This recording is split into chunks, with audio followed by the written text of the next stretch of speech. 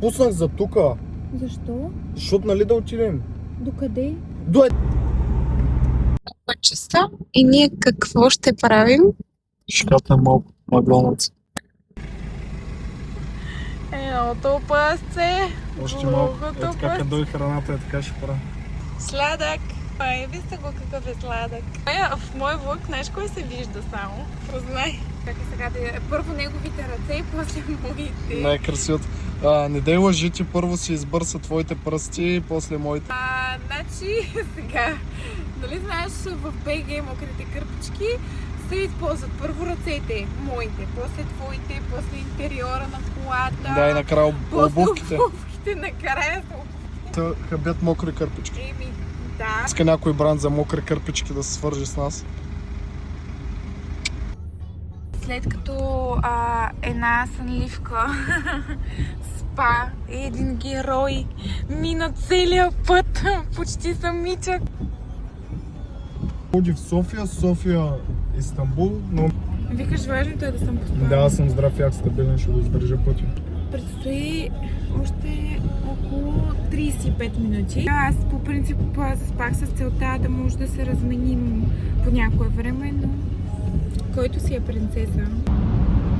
Пристигнахме и сега ще хапваме. Мерси. Човек на всичките им говори на български. Да, защото ако им говориш на английски, не изглеждаш местен. И вече пристигнахме на заветното място, на което аз ще си правя операция. Между другото, стаята е много хубава. Ние сме в хотелската част на болницата, чувстваме се добре, супер.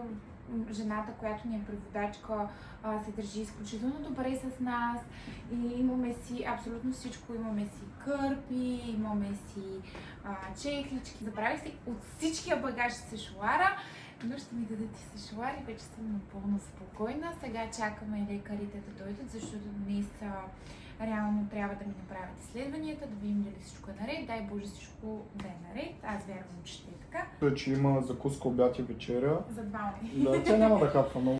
Стефан отиде да вземе багажа. Не отиде да вземе багажа. След малко. Забрави си. Какво, мен?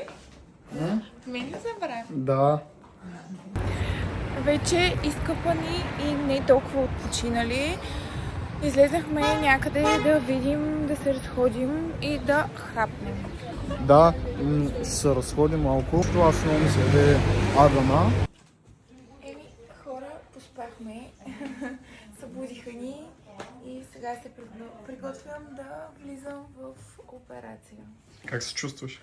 Доста притеснена, честно казано. Пак си операция, но ще се видим след това.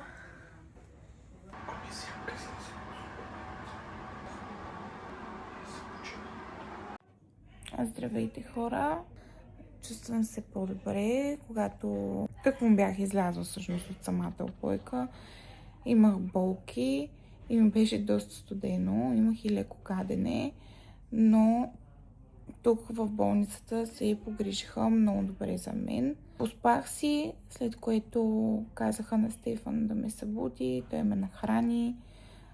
Мина малко време, направих една разходка и всъщност за това, което съм дошла виждате, исках промяна и си я дадох. Красивата си Янка. Так му спинка до сега и стана и ми звъни, аз седя 4 часа в стаята, тя докато спи и ми звъни, буквално преди 5 минути преди ми звъни, аз излезнах и тя ми звъни и вика, къде си, тета няма. И взех малко дюнерчик, вече мога да хапва, това е дурум даже.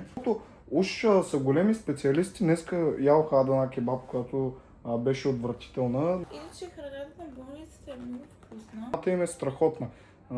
Щом тя яде, нали, след опойка и е гадно и се хапва след това, значи храната е супер. Гледах изобщо да не си седя на телефона, защото ми ставаше доста кофти. Периоден човек доста добре беше днеска, пък те наистина не оставят грам, но до най-малкия детал, в смисъл вътре влизат, чистят постоянно шафите. Виждаш се как? Малко съм такъв оператор, че така снимам някой път.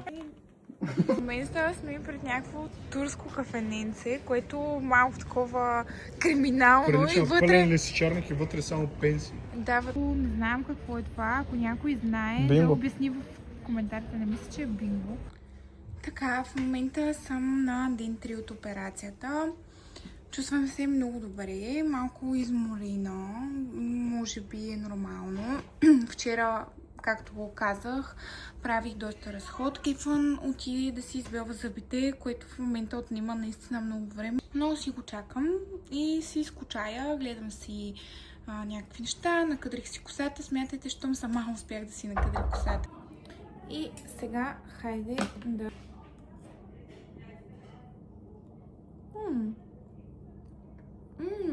Сутринта забравих да спомена, носят винаги компле. Яйчице, краставички, сирене, кашкавал. Тук много се радвам, защото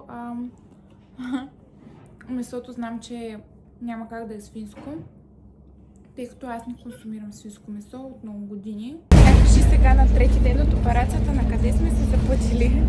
Тя ще друго ще така за трети ден. Към Капало чуршия отиваме. И сега си пътуваме. Тук сме си хванали автобусчето, пуснали сме си Google Maps-чето и да видим дали ще стигнем. Значи пристигнахме, взехме си по... Аз едно гедрече, той две.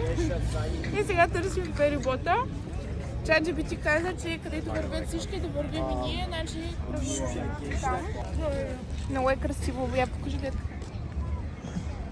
От Пловдив искам да ми кажете тези маси до водата на какво точно ви напомнят. Виждането е по-зле, отколкото в България. В смисъл, като кажат хората в чужбина, хората са по-така възпитани. Ами не, ей тези всичките тук искат да се предредят. Качихме се на ферибочето. Я много лесно се оправи. ChatGPT, цък-цък, отваряш го, всичко намираш. Оправихме, аз гледайки, оправяйки всичко и то е добро утро, добър ден. Имаме за повече романтика човек, който свири.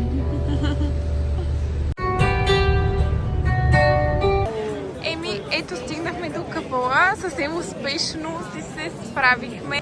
Така, в момента ще разгледаме, разбира се, Шанел, Гучи. Тук в началото някакви злата има. Тук може да видите от New Balance до Louis Vuitton, до Nike, всякакви марки.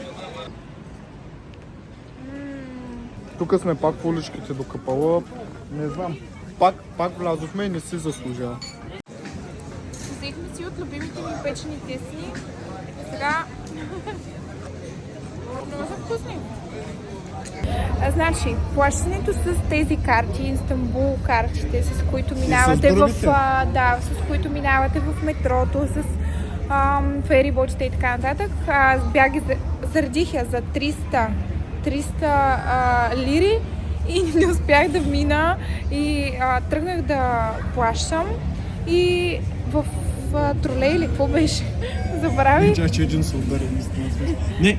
Едно матраза. Значи, машината ни глътна супер много пари. Супер много пари ни глътна, изобщо супер много бъгна, с карта плащаш, пак не те пуска и супер тъпо и супер такова неотзивчиви.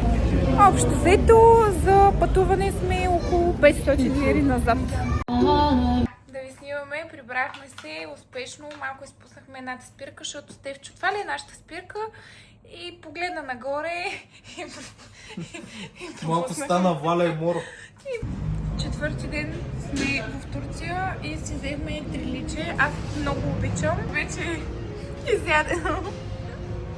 Като цяло търсихме кюнефе, обаче нямаше. Имаше на едно място, на което кюнефето беше 40 лева за двама човека. Че това го одобряваме. На него не му хареса горната част. Тя е с малина. В България, ако някой е ял и не знам как се казва горния слой, то е просто сладък. По същия начин изглежда, но е кафяв. Време е за тръгване. Много интересно, между другото, не знам в България дали ги има. Нагласят колко пари, вкарват го просто вътре. Ета и това е. Игра има малко. Това е за България ли вече? На къде? Ами не знам. Любов. Ами какво ти показва? на никъде навигацията ми в момента. Пуснах за тука. Хора, вижте! Има пауни, толкова са яки. Таваля. Малко наистина се забахме в Гърция.